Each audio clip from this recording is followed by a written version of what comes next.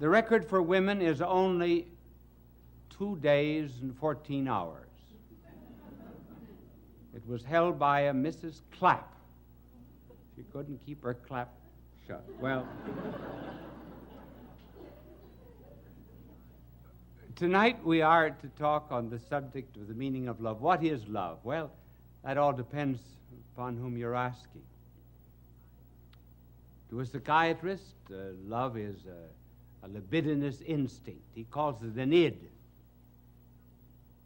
And it becomes interesting to him when it manifests itself in aggressiveness and jealousy and hate and anything that creates a psychiatric problem. To the novelist,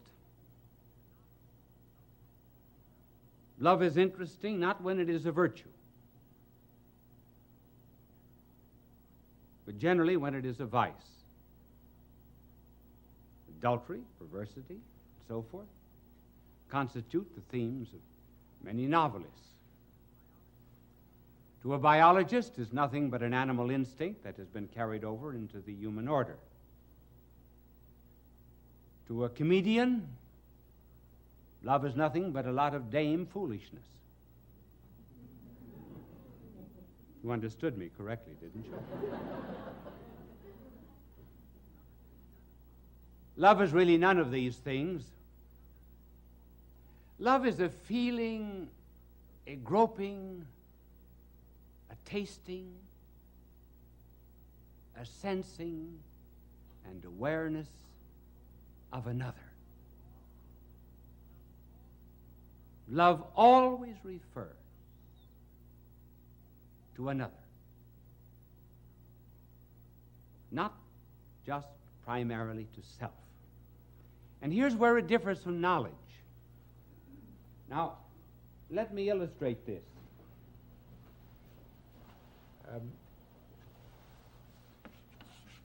Very few of us ever think, how different is this process by which we know in relationship to that by which we love? Whenever we know anything, we always bring the thing or object which is known down to the level of our mind. That is why when a teacher is explaining something in class, he will always give an example. It is degraded in some way, simplified. But the mind always insists that it comes down to its level. Hence, when the eternal Word of God came to this earth, he spoke in parables, brought divine truth down to the level of the people. Now, love does not operate that way. As a matter of fact, love operates in just the opposite direction. For example, the object of love is something to which you go out. Now, here is the faculty of loving is the will. When you love anyone, instead of dragging it down to your level, you go out to meet it. For example, if you love music, you do not write your laws of music. You meet the demands of music. If a man is in love with a lady who loves poetry, he doesn't talk algebra to her all night, if he's wise. You can immediately see, therefore, that the nobler the object that is loved, the better we become. That is why it can be said that the level of any civilization is the level of its womanhood. Because the nobler the objects that are loved, the nobler a person becomes. The greatest philosopher who ever lived, Thomas Aquinas, said that the least love of God, therefore, is worth more than the knowledge of all created things.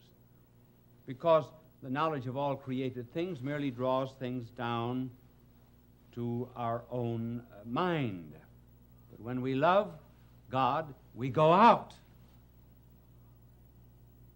in order to meet the infinite. So it is love that makes us really more than knowledge. Now the next point about love is this, that love is not just therefore the same as sex. Now sex is one of the manifestations of love. But somehow or other today, the word love is not so often mentioned except in songs. And then have you ever noticed that they're always in the future, never in the present? How happy we will be. I'll bake a cake for you to take for all the boys to see. And sex, however, in common literature today, too often is a substitute for this noble affection. Now, though it is one of the manifestations, it is not necessarily love. And let me show you the difference. Sex alone is really not interested in a person. Sex is really interested in self.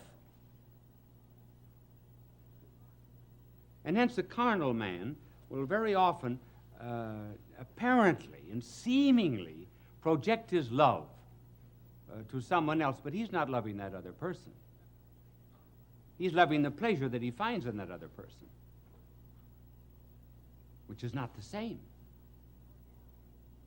George Orwell, who wrote that remarkable book about the future of a communistic world called 1984, he has some people saying in 1984,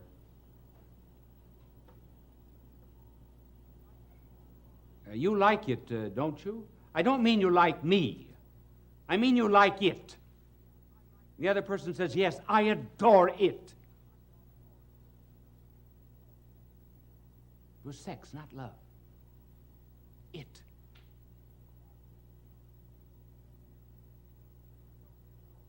When the Soviet soldiers came into Berlin, they ran through the streets, the close of World War II. They ran through the streets shouting, I want a woman, I want a woman. They didn't want a particular woman. They were not concerned at all with the person. They just wanted something to satisfy their own ego. Hence the difference. You see what a good job my angel does in clearing the blackboard? And the reason he did a particularly good job is because this afternoon his halo was shined. You know the kind of shampoo he uses? Halo. This is a good chance for a commercial, isn't it? I bet they regret that. Well, Magic Kiss did his halo. This is the difference between sex and love. I mean not sex as an expression of love, but just isolate it.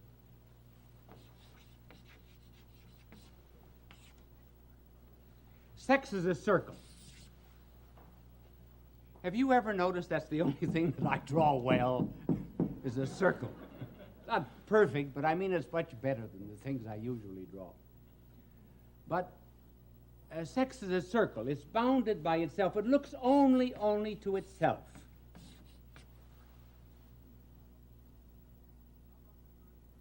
Love, on the contrary, is a cross. Stretches out in all directions. It's all embracing.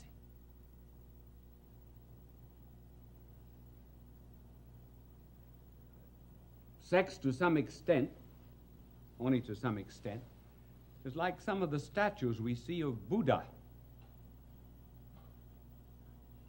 Big, fat, sleek, well-oiled body, hands folded across the breast, intently looking inward, thinking only of self.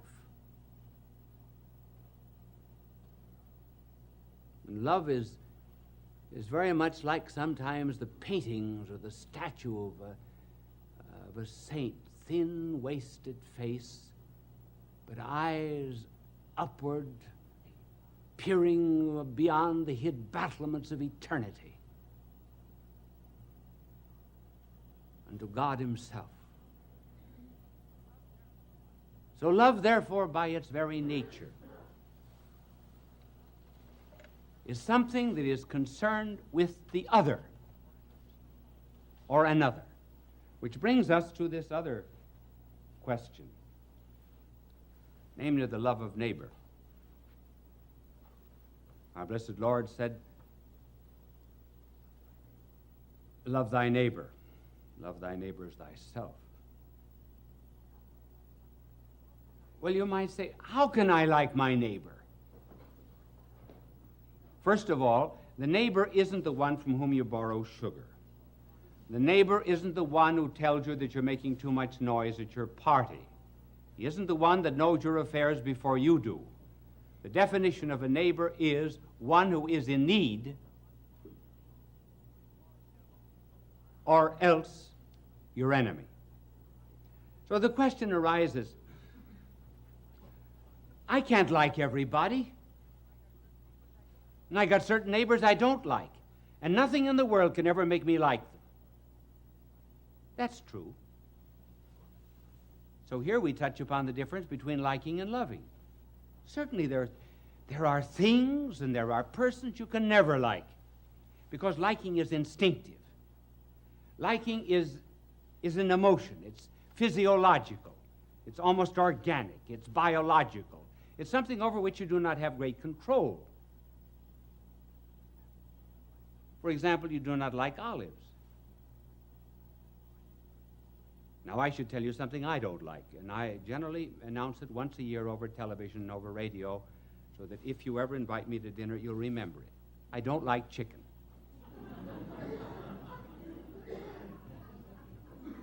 Now, nothing can make me like chicken. I'll tell you the reason why. People wonder why I don't like chicken.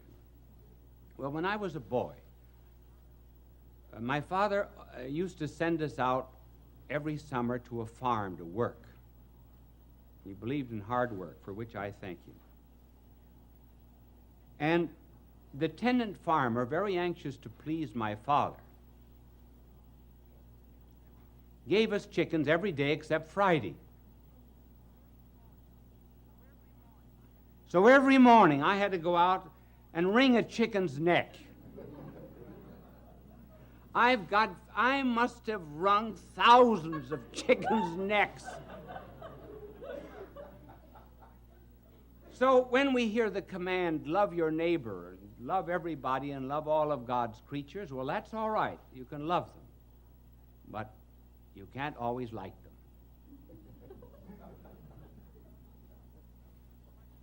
Well, what is love? Love is not in the emotions. Love is not in the feelings. Love is in the will. And because it is in the will, love is subject to command. To command.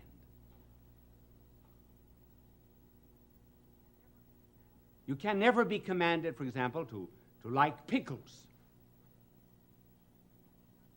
But you can be under a command, as a boy is under a command, for example. Now, please go up and kiss your Aunt Sophie. Now, he doesn't want to kiss his Aunt Sophie, but he's under a command, and maybe he does it. So love is subject, therefore, to the will. It can be ordered, whereas liking cannot. And we're only told, therefore, to love the neighbor. And how does this love work itself out practically? Because you may not be liking all the time. It is by doing a good deed. Do good to them who hate you.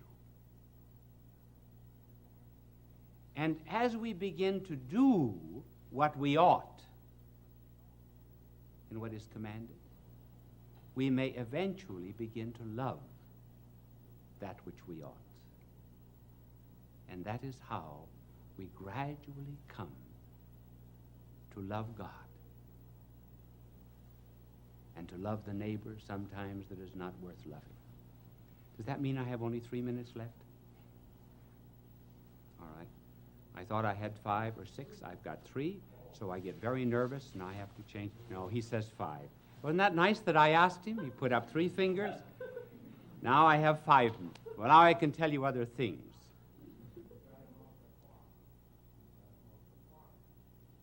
See, he said I'm off the clock.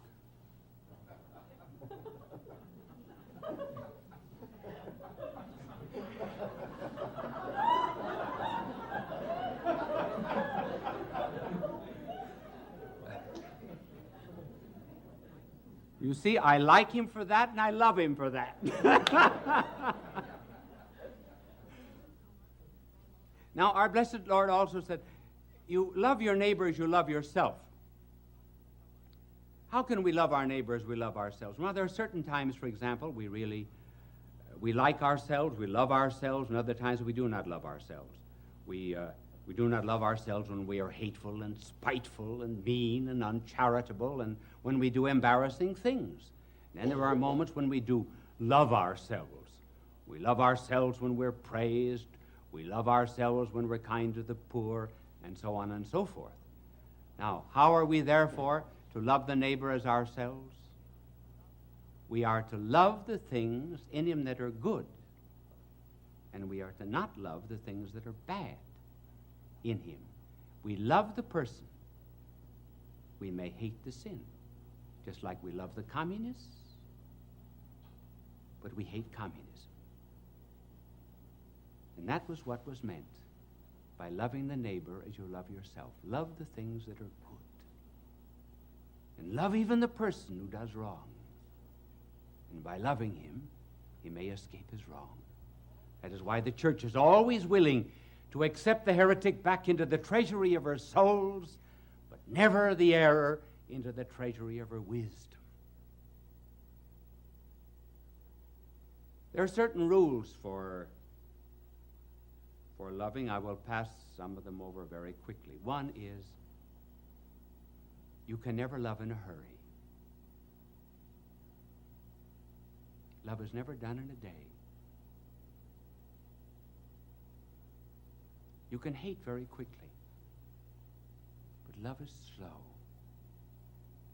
That's one of the tragedies of divorce. People do not stay together long enough to learn to love one another. And then a second law of love is that all love leads either to heaven or to hell.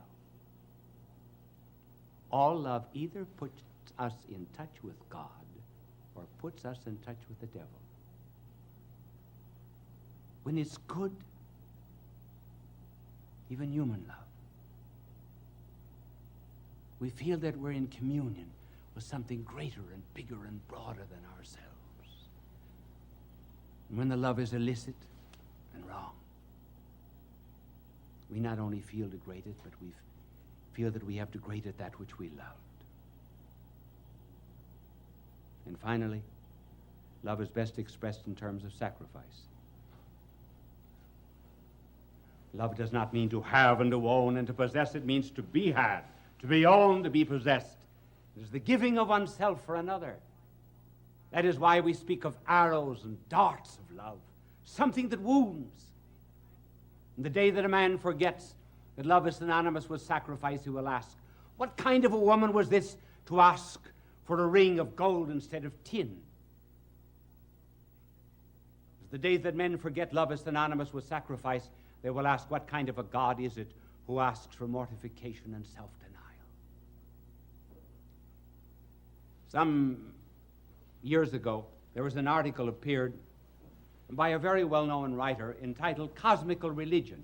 He said that he could no longer believe in a religion of love or a religion of fear, but he believed in a cosmical religion, the adoration of the cosmos.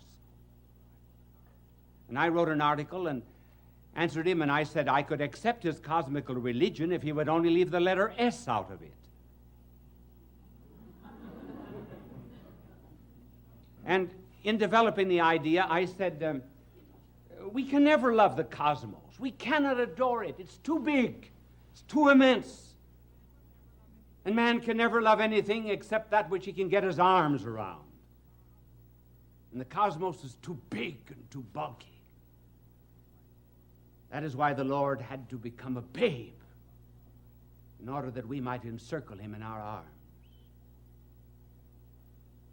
Well, I said that on television, and a woman wrote to me, and she said, do you mean to tell me, young man, this was some years ago,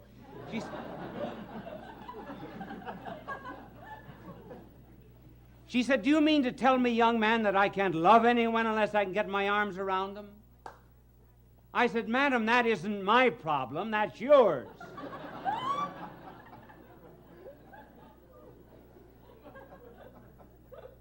Well, I hope now that you understand love just a little bit better. All love on this earth is just a spark that comes from the great flame of love, which is God.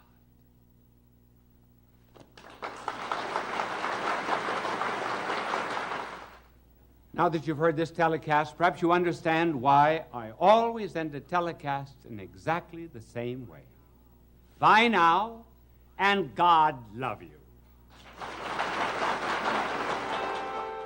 Fulton J.Sheen is indeed a man for all seasons. He walked a paced beat, allowing it To hear the announcer say, we are now signing off, good night, and have a good sleep. That relieves her of her loneliness.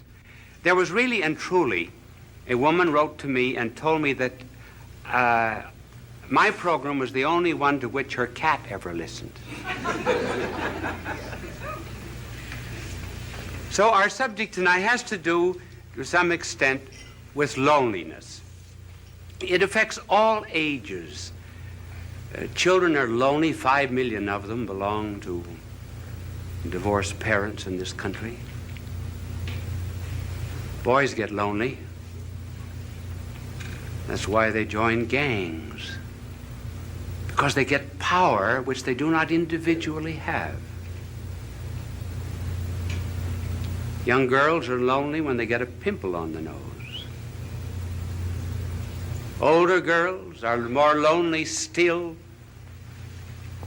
when the boy treats them as a glass, throws the glass aside after he has taken the drink.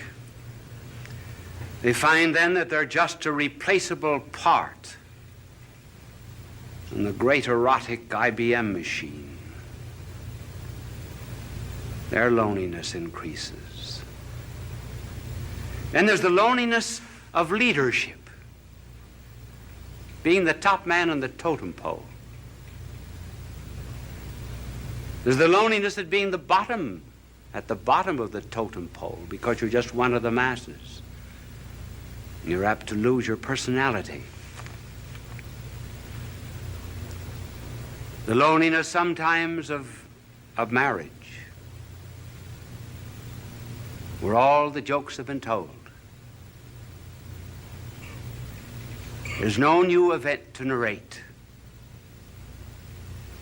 And it's the terrible solitude of being alone together. And then even when it does remain fine and noble and rich, even in moments of greatest unity, there is a feeling of apartness after such an ecstasy. One hopes to completely submerge oneself, and yet one finds oneself back again. They're hypochondriacs.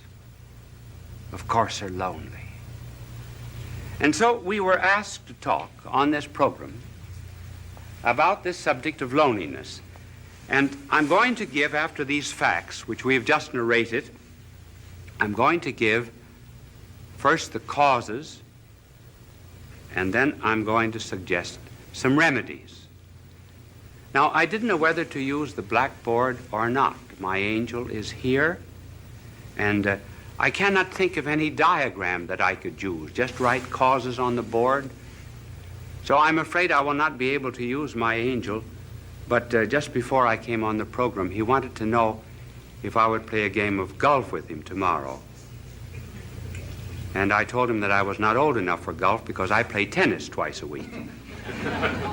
When I get old, I am going to play golf, and I'm going to have a wagon, too, to take me around from hole to hole. But he was telling me that the other day he was playing golf, and he drove off 225-yard hole it was, and the ball went right into the cup. And he looked up to heaven and he said, "Dear Lord, let me do this by myself." He's not a lonely angel, as you see.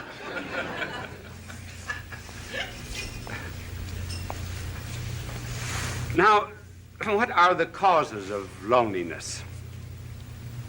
Well, one of the causes of loneliness has to do, first of all, with the lonely people themselves. And another reason why they are lonely is because of people who are not lonely. First of all, on account of the lonely themselves. They want to be loved too much. They want to love, to be loved. Now, there's nothing wrong about wanting to be loved, because we're all Stradivarius violins without bows. I didn't mean that pun. We are... one of the difficulties of an unprepared, unscripted play. And we're cups without saucers. We are to be complimented. But the deep loneliness of which we are speaking comes from an excessive desire to be loved. The more I want to be loved,